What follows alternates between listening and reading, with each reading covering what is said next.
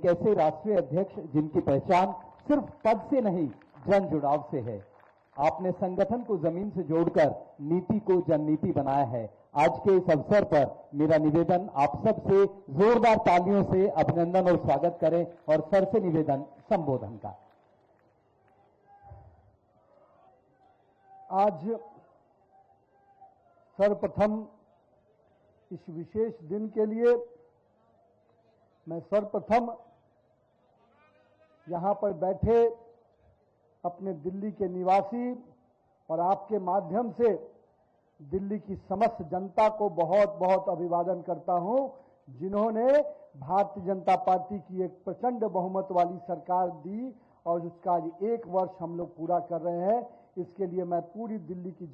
जनता को बहुत बहुत बधाई देता हूँ। साथ ही साथ आज हमारे इस विशेष कार्यक्रम में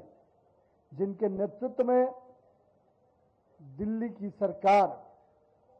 और हम कह सकते हैं माननीय प्रधानमंत्री श्री नरेंद्र मोदी जी के सपनों का दिल्ली बनाने में कोई व्यक्ति, कोई शख्सियत जो निरंतर भाव से, आत्मीय भाव से लगातार लगी हुई है, वैसी अपनी बहन हमारी दिल्ली की मुख्यमंत्री श्रीमती रेखा गुप्ता जी को भी मैं बहुत बहुत बधाई देता हूं। मंच पर उपस्थित भारतीय जनता पार्टी के प्रदेश के अध्यक्ष आदरणीय वीरेंद्र सचदेवा जी, हमारे मित्र और लगातार दिल्ली के राजनीति में सक्रिय रहने वाले मंत्री प्रवेश वर्मा जी, हमारे मित्र बड़े भाई आशीष सूद जी, अपने मंत्री कपिल मिश्रा जी, माननीय मंत्री जिनके नेतृत्व में यह पूरा कार्यक्रम हो रहा है, और मैं उनको भी आज के इस विशेष पहल के लिए और इस कार्यक्रम को आयाम देने के लिए मैं उनको भी बहुत बधाई देता हूं। ऐसे पंकज सिंह जी, रविंदर सिंह जी, माननीय मंत्री, इस मौके पर उपस्थित चीफ सेक्रेटरी राजीव वर्मा जी, अपनी ट्रांसपोर्ट कमिश्नर श्रीमती निहारिका जी और यहाँ पर उपस्थित सभी अपने माननीय विधायकगण, माननीय अपने सभी वरिष्ठ दिल्ली प्रदेश के नागरिकगण, मीडिया बंधुगण, आज का दिन माननीय मुख्यमंत्री जी, आप दिल्ली की जनता को जो आज बधाई देने का आपने तरीका अपनाया है, इस विशेष दिन के लिए जो दिल्ली अपने पिछले 27 वर्षों के संघर्ष के बाद आपको सत्ता सौंपने का वो विशेष दिन, हम कह सकते हैं कि 8 फरवरी के दिन जब मैंडेट आया और जिस प्रकार से दिल्ली की जनता ने कमल खिलाने का काम किया और आज के दिन आपने उनको ये तोहफा देकर निश्चित रूप से बधाई के आप पात्र हैं और आपकी सरकार इसके लिए बधाई की पात्र है कि 500 नई ईवी बसों का आज आप खेप दे रही हैं। लेकिन साथ ही साथ मुझे जो जानकारी मिली, पिछले 1 वर्षों में आपने 2000 ऐसी बसों की पहल की और जिसका लाभ दिल्ली की जनता उठा रही है। और आज ईवी बसों की संख्या दिल्ली में अगर 4000 पहुंची है तो इसमें मात्र 1 साल के अंदर आपकी सरकार का जो प्रयास है वो बहुत ही सराहनीय प्रयास है। इसके लिए मैं आपको बहुत बहुत बधाई देता हूं। दिल्ली की जनता निश्चित रूप से पॉल्यूशन को लेकर जिस प्रकार से संघर्ष कर रही है, उसमें आपका ये पहल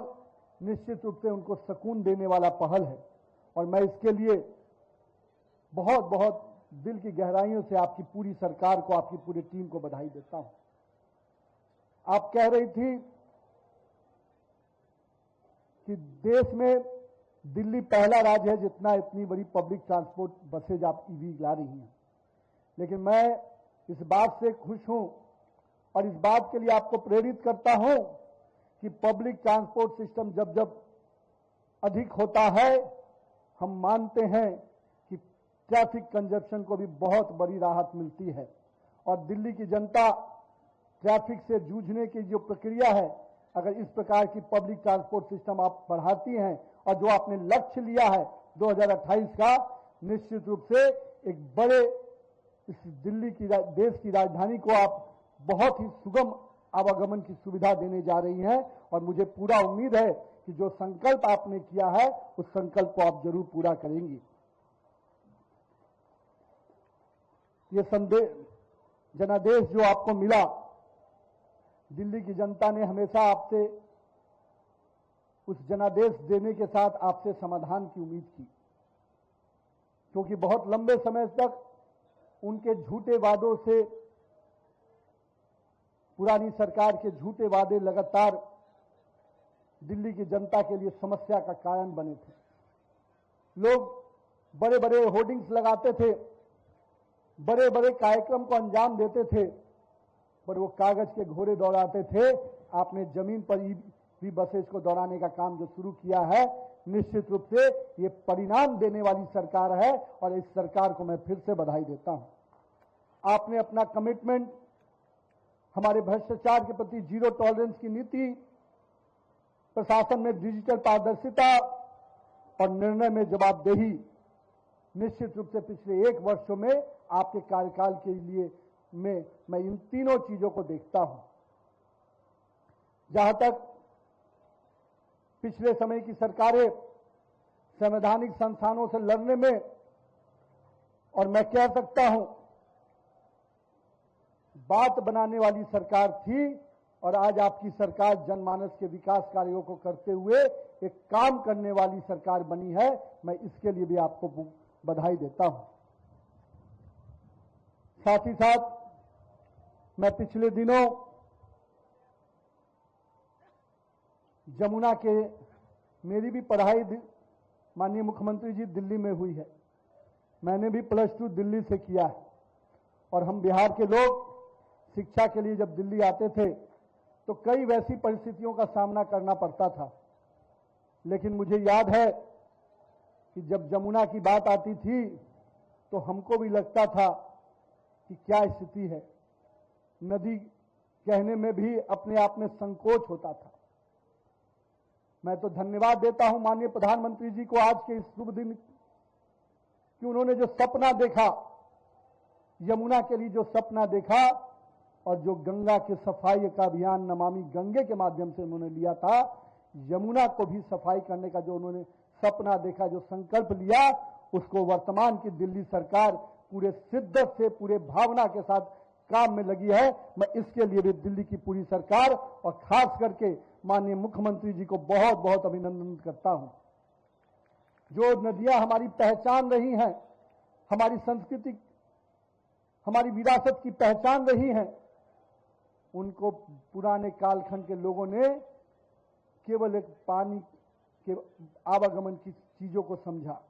उन्होंने सोचा कि मैं कहीं भी बोरिंग करके पानी निकाल सकता हूं, पर नदियों को सुखाकर, नदियों को बर्बाद कर कर कोई जल समूह खड़ा कर देंगे, ऐसा कभी नहीं होता है। मुझे बड़ी खुशी है कि जब मैं जमुना के ड्रेजिंग के काम को देखता हूं और छठ के समय आपने जो पहल किया, बड़ा सुकून दिया, और मैं बहुत बहुत आपका अभिवादन करता हूं कि आप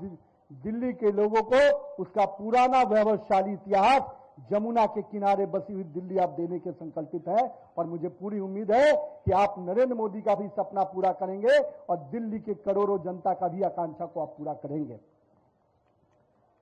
साथ ही साथ मैंने पिछले दिनों यहां की सरकार के कई खेल देखते थे। जब जब पार्टी ने मौका देती थी, मैं यहां चुनाव के मैदान में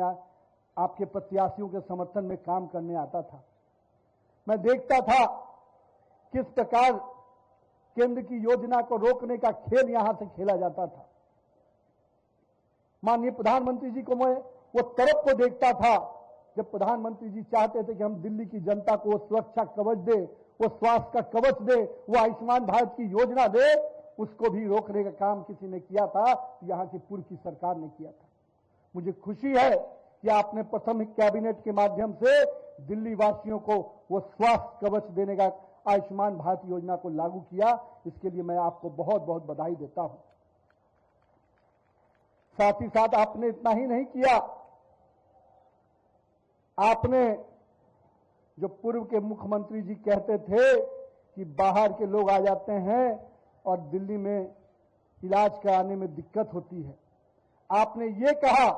यही अंतर पैदा करता है भाजपा की सरकारों में और पूर्व अन्य सरकारों में। आपने ये कहा कि देश में कोई भी लोग अगर इलाज कराने के लिए निकलता है, मैं दिल्ली में ऐसी सुविधा दूंगी जो सबसे बेहतर सुविधा होगी, जो स्वास्थ्य के लिए जिनको भी कहीं भी जाना हो वो दिल्ली आकर स्वास्थ्य सेवा का लाभ ले सकते हैं। ये होती है सोच, ये होता है जनमानस के साथ जुड़ने का काम। और मैं आपको इसलिए आज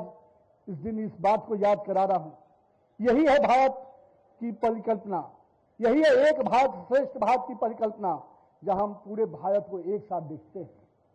और माननीय प्रधानमंत्री जी लगातार स्वास्थ्य के प्रति जो चिंतित रहते हैं, आपने उस चिंता को निश्चित रूप से समाधान के लिए रास्ता निकालने का काम किया। मैंने कुछ दिन पहले देखा, श्रद्धेय अपने अटल बिहारी वाजपेयी जी के जयंती के दिन आपने हमारे विचार के अपने दीनदयाल उपाध्याय जी के जो सपने रहे कि अंतिम व्यक्ति तक विकास की योजनाएं पहुंचे, अंत्योदय का लाभ पहुंचे,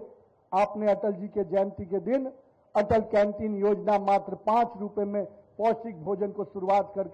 निश्चित रूप से दिल्ली के एक एक व्यक्ति की चिंता की है। और यही तो अंतर है, जब नरेंद्र मोदी जी की सरकार और नरेंद्र मोदी के नेतृत्व वाली भाजपा की सरकार कहीं बनती है तो अंतिम गरीब के व्यक्ति के, गरीब के कुटिया में भी कैसे रोशनी पहुंचे, वहां कैसे विकास का प्रकाश पहुंचे, इसकी चिंता होती है। और मुझे पूरी उम्मीद है कि मात्र 1 वर्षों में, अभी हमारे वक्ता बोल रहे थे कि नीति गलत थी, नीयत अच्छी थी। इसलिए रेखा गुप्ता जी ऐसी, जिसकी नीयत अच्छी होती है उसी का नीति भी सही बनता है और वैसा ही नेतृत्व निर्णायक नेतृत्व के रूप में काम करता है। ये तीनों शब्द मिले हुए हैं। नियत से नीति बनती है और नीति जब अच्छी बनती है तो निर्णायक नेतृत्व जन्म लेता है। और मैं मानता हूं भारतीय जनता पार्टी का पूरा मंत्रिमंडल रेखा गुप्ता जी के नेतृत्व में इसी प्रकार से काम करेगा और एक निर्णायक नेतृत्व के साथ, सही नियत के साथ निश्चित रूप से आपके बीच में विकास की योजनाओं को और आगे लेके जाएगा। माननीय प्रधानमंत्री जी का जो विजन है 2047 विकसित भारत बनाने का, मुझे खुशी है कि उस दिशा में दिल्ली प्रदेश भी लगातार आगे बढ़ रहा है। और आज हाल ही में जिस प्रकार से माननीय प्रधानमंत्री जी ने यूरोपियन यूनियन के साथ बड़ा मदर ऑफ ऑल डील्स किया, और ये बातें, ये शब्द भारत की सरकार ने नहीं, यूरोपियन यूनियन ने कहा कि अब तक की सबसे बड़ी deal mother of all deal अगर आज हम भारत के साथ कर रहे हैं तो निश्चित रूप से एक बड़ा ऐतिहासिक फैसला हुआ है। उसके बाद अमेरिका के साथ जिस प्रकार से आपने कूटनीतिक तरीके से धैर्यपूर्वक भारत के हितों की रक्षा करते हुए और भारत के स्वाभिमान को बढ़ाते हुए आपने भारत अमेरिका के साथ उस ट्रेड समझौता को कराया, निश्चित रूप से नरेंद्र मोदी के नेतृत्व को मैं आज इस यहां के जो हमारे मैदान है रामलीला मैदान से, मैं निश्चित रूप से उनको बधाई देता हूं कि आपने देश के स्वाभिमान को भी बढ़ाया और देश के जनता, किसानों का, मजदूरों का, उसके हितों की भी आपने रक्षा की है। तो मुझे उम्मीद है कि दिल्ली सरकार ने जो रोड मैप बनाया है, भारत की सरकार, नरेंद्र मोदी की सरकार निश्चित रूप से दिल्ली की सरकार को पूरा मदद करेगी। और मैं आपसे आग्रह करता हूं माननीय मुख्यमंत्री जी, आप दिल्ली के लिए पूरी सही नियत से, सही नीति से काम करिए। खजानों की कमी न कभी किसी को हुई है, जिसका नियत अच्छा होता है उसके खजानों में कभी कमी नहीं होती, क्योंकि लाखों करोड़ जनता का आशीर्वाद मिलता है। इसलिए आप आइए, दिल्ली को बेहतर स्वास्थ्य, बेहतर शिक्षा व्यवस्था, बेहतर ट्रांसपोर्ट व्यवस्था और साथ ही साथ बेहतर जीवन देने का काम आप करिए। मुझे मेरी पूरी शुभकामना है कि आने वाले वर्षों में 2028 के जो लक्ष्य को लेकर आप चल रहे हैं, दिल्ली के लोगों को आप एक बेहतर जीवन देंगी। दिल्ली की आकांक्षाओं की सरकार बनी है तो दिल्ली की आकांक्षाओं को पूरा करेगी। बहुत बहुत धन्यवाद। जय हिंद, जय भारत। बहुत बहुत आभार आदरणीय सर, आपने यही कहा कि